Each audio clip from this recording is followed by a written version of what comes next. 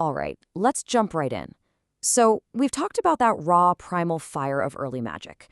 But how do you take something like a volcano and turn it into a forge? You know, how do you take a one-off miracle and turn it into an actual science? Well, this time we're diving into the very first massive attempt to build a system for power. And really, this is the question at the heart of it all. Think about it. A shaman's power could be incredible, right? But if that knowledge dies when they do, it's a dead end for everyone else. So the big challenge became, how do we codify this stuff? How do we make the impossible something you can actually learn, practice, and repeat? So let's start with this first big shift, this journey from a miracle to a method. The problem with early magic was never a lack of power, not at all. It was a lack of control. It was intensely personal, it was chaotic, and honestly, it was dangerously unpredictable. And this quote just nails it, doesn't it? A volcano? I mean, it's an unbelievable display of raw power. But you can't build anything with it.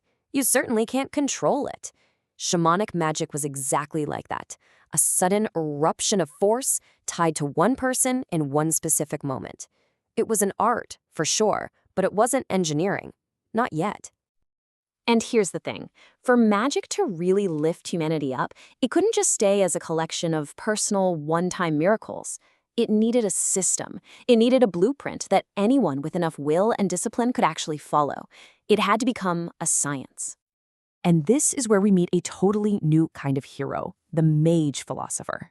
See, this person wasn't a master of instinct like the shaman. This was a master of the intellect. They weren't just channeling this raw, wild power, they were trying to understand its mechanics, to map out its laws, and to build a system that could actually contain that volcanic energy and make it useful. So what did these new mage philosophers come up with? Let's get into the first of their two great systems, Hermeticism. And you've got to understand, this wasn't just some philosophy. This was the first real attempt at a grand unified theory of everything, a complete map of reality itself. Now, this was a totally revolutionary idea. Before this, most people saw the universe as this chaotic place ruled by a bunch of competing spirits and totally unpredictable gods. Hermeticism came along and said, no, you've got it all wrong. It's actually a single, living, understandable system. It wasn't random. It had rules. And this phrase right here, this is the master key to the whole thing. And it's not just some poetic metaphor. Not at all. It's a statement of physical and metaphysical law. It means that the patterns of the entire cosmos, the way the stars move, the laws of nature, are perfectly mirrored inside you, in the tiny universe of your own consciousness. So to understand the universe, you just had to understand yourself. So what's the bottom line here? What was the whole point of Hermeticism? It gave the magician's will a map. It provided a coherent blueprint of reality, showing them exactly where they stood and how all the different pieces fit together. It turned a terrifying, unknown wilderness into a territory that you could actually navigate. Okay, so if Hermeticism was the map, then what was alchemy? Well, that's where things get practical. Alchemy was the set of tools and techniques you'd use to actually travel through that territory and make real change happen. This is where theory gets put into practice. Now, first things first, we've got to get the popular myth out of the way. Alchemy was not about turning literal lead into literal gold. That was basically a cover story. The real work, the great work, was all internal. It was a kind of psychological and spiritual engineering designed to perfect the human soul itself. This quote just cuts right to the heart of it. The alchemist's lab was really just a mirror for their own inner world. The lead they were working with, that was their fear, their ego, their base animal instincts. And the gold, that was the end goal, a state of being as a perfected, enlightened individual. Every single physical process in that lab was a symbol for an internal process happening in the soul. The core of the whole process was known as solve et coagula, dissolve and coagulate. It's a two-step dance.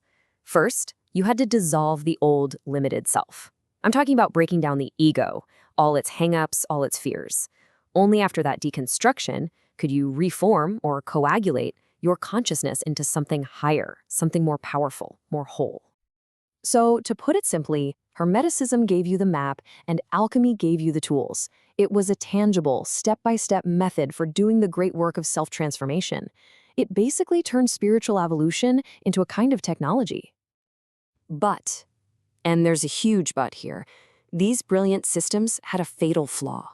A flaw that was baked right into them from the very beginning. And this flaw would eventually lead to their downfall and corrupt their knowledge for centuries. Let's talk about the price they paid. You have to remember, these ideas were, well, they were dangerous. At the time, big dogmatic religions were on the rise, and they demanded that power be external, in a god or in a church. This idea that real power was an internal, discoverable science, that was heresy, pure and simple. To survive, these mage-philosophers had to go underground. So what they do? They got clever. They hid their science in plain sight. They encoded all their knowledge in these really dense allegories, like the whole turning lead into gold thing. They used cryptic symbols and wrote in ways that were designed to confuse anyone who wasn't an insider. It was a necessary evil, an act of self-preservation. And here's the tragic irony in all of this. The very methods they used to save their knowledge, they ended up becoming its prison. The layers upon layers of secrecy that were designed to protect the truth eventually just ended up obscuring it, even from their own students. And this is the devastating outcome. Generations down the line, new students mistook the allegories for literal truth. They started obsessing over turning actual lead into actual gold. They began to worship the symbols instead of understanding what the symbols were pointing to. That clear, precise science of the soul got buried under the exact kind of mysticism it was created to replace. The tools became trinkets again. So we're left with this question, and it's really the tragic result of this whole chapter. The first great attempt to create a clear map of reality, it failed.